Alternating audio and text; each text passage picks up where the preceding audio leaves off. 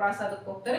ಇಲ್ಲಿ ನಮಗೊಂದು ಅನುಮಾನ ಬರುತ್ತೆ, ಹೆಂಡತಿ ಆಗಿರೋದ್ರಿಂದ ಗಂಡನಿಗೆ ಸರ್ವಾಧಿಕಾರ ಇರುತ್ತೆ. ಆದರೆ ಲಕ್ಷ್ಮಣ ಸ್ವಾಮಿಯನ್ನು ಕರ್ಕೊಂಡು ಹೋಗೋದಕ್ಕೆ ಶ್ರೀರಾಮಚಂದ್ರ ಪ್ರಭುಗೆ ಏನು ಅಧಿಕಾರ ಇದೆ? ಇದು ಧರ್ಮ ಮೀರ್ದಂಗಲ್ವಾ?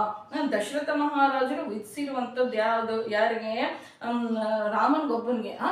ರಾಮನು ಮತ್ತು ಸೀತೆ ಬೇರೆ ಎಲ್ಲ ಹೆಂಡತಿ ಆಗಿರೋದ್ರಿಂದ ಕರ್ಕೊಂಡು ಹೋಗ್ತಾರೆ. ಆದರೆ ಒಡಹುಟ್ಟಿದಂಥವ್ನ ಹೇಗೆ ಕರ್ಕೊಂಡು ಹೋಗೋದಕ್ಕೆ ಏನು ಅಧಿಕಾರ ಇದೆ ಅಂತಂದ್ರೆ, ಇಲ್ಲಿ ಧರ್ಮ ಸೂಕ್ಷ್ಮತೆಯನ್ನು, ಧರ್ಮವನ್ನು ಬಿಟ್ಟು ಶ್ರೀರಾಮಚಂದ್ರ ಪ್ರಭು ಒಂದು ಹೆಜ್ಜೆ ಕೂಡ ಇಡೋದಕ್ಕಾಗೋದಿಲ್ಲ.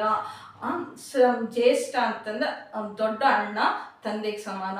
ಇವನಿಗೆ ಮಾಡಿರುವಂತಹ ಸೇವೆ ತಪಸ್ಸಾಗಿ ಮಾರ್ಪಟ್ಟು ಅವ್ರಿಗೆ ಒಳ್ಳೆ ಮಾರ್ಗದರ್ಶನ ತೋರಿಸಿ ಅದು ಮುಕ್ತಿಗೆ ದಾರಿ ನೀಡುತ್ತೆ ಅಂತ ನಮ್ಮ ಶಾಸ್ತ್ರಗಳು ಹೇಳುತ್ತೆ. ಅಣ್ಣ ಅಂತಂದ್ರೆ ತಂದೆಗೆ ಸಮಾನ ಅಂತಂತ ನಾವಿಲ್ಲಿ ತಿಳ್ಕೊಬೇಕಾಗುತ್ತೆ. ಸದ್ಗುರುನಾಥ್ ಮಹಾರಾಜ್ ಕಿ ಜೈ.